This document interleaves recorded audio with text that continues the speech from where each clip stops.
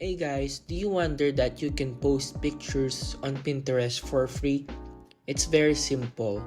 Let's begin. Just follow my steps. On your Pinterest, click this create above and select create pin. Inside here, you can just drag what picture you're going to post or simply look into your files.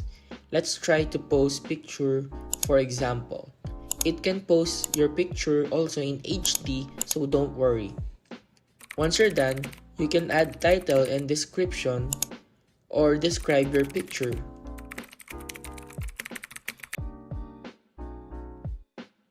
In here, you can select what folder this photo will go and simply click save.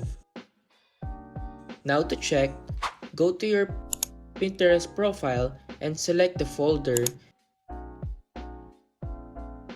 That's it, your picture has been posted. Just that simple. I hope this video helped you out.